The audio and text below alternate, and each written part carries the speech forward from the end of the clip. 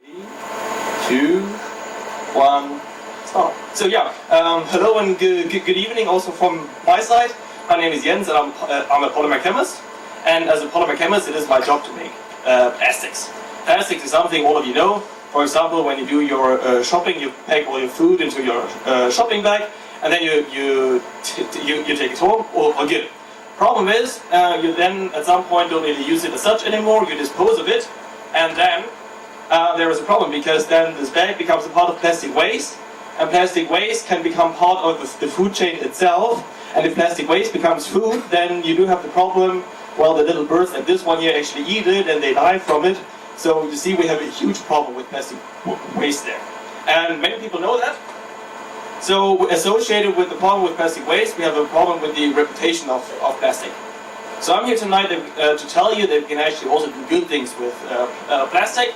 For example, there's actually a big branch of research dedicated to something called drug delivery.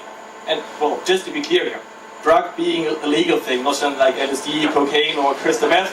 We have that for Breaking Bad. We do the legal stuff. So what we do is we take our plastic and make a plastic shell around the drug, the legal one, bring it to its final site, and there we have a wonderful first release event. The drug gets out, can do its job, all good. Problem is, this plastic thingy, with the majority of plastics which have this wonderful burst release event, is not biodegradable. And let's now do a small mental experiment there. Imagine you're very sick and you have to take a lot of medicine and the plastic accumulates inside of you. I guess none of you really want that. So there's obviously still research to do there. The solution would be to take biodegradable plastic. If you want to take biodegradable plastic, the vast majority of them, you can still do this wonderful plastic shell. The plastic shell, well, it can also still go to its final site where it's supposed to be. But it's biodegradable, but that biodegradation is usually a bit slower, so you don't have a burst release event, but you have it a bit slower. So you have opening, and we have one, and the drug is going out one, the other, gets a bit boring, and the drug doesn't really get the concentration you need for it to be active. So that's also a problem, and also not ideal in the end.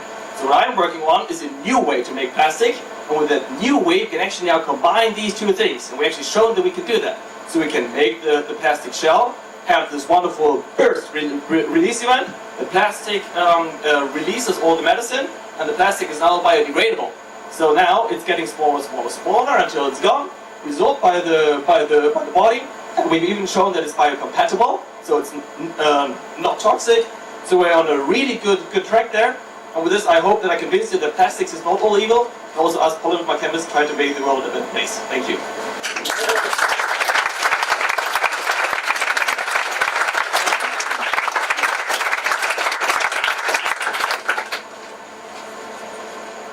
Jury questions. So, well, I think that's a brilliant idea for a great problem we have all over the world. Do you have already contact with people wanting to take over your research, or is it already somehow in practice? Well, it's published. That's always a good start in research.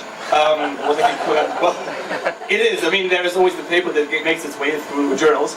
But the good thing here is, I mean, I am in contact with one pharmaceutical company in Basel. Well, I live in Basel, so when the pharma industry is across the hallway always. Been talking to them about it, also talking to a larger chemical company, because you can actually use the same principle also to use to make plastics for mass consumption. I've been talking to them and they've been fairly interested, but for very obvious reasons I can tell you not really the name of the company because they didn't. So, talking about Basel and the pharmaceutical industry, maybe you don't just want to make the world a better place, but also yourself a rich man? To be fair, if I would do that, then I would want to do that. I shouldn't be working in research and rather prefer the private sector, because you don't work in research to make yourself rich. So that's I don't want. Well, I want to have a nice living, which is what I have at the moment.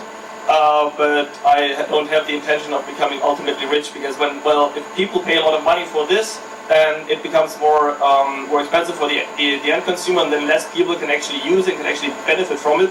just for one person, for me being richer, I don't think that's a really fair balance. So, as a pharmacist, I used actually to work with delivery systems myself. So, back then, I used to have something called osmotic pump delivery system, where we control the release of the drug itself. Not burst like your research, but like pulsatile profile in order to slow its release. Is it possible that your research also do something slow release? Yes, what you would have to do there is you would have to do something we would call a multi-compartment shell. And you do one layer which degrades slow and doesn't, well, that does test the degradation event but not this burst release event. And then you do a second shell which has the burst release event. And then if you do it like drug shell layer, these multi-layer polymer systems or plastic systems are actually researched on also quite heavily, then that would be possible. Thank you so much.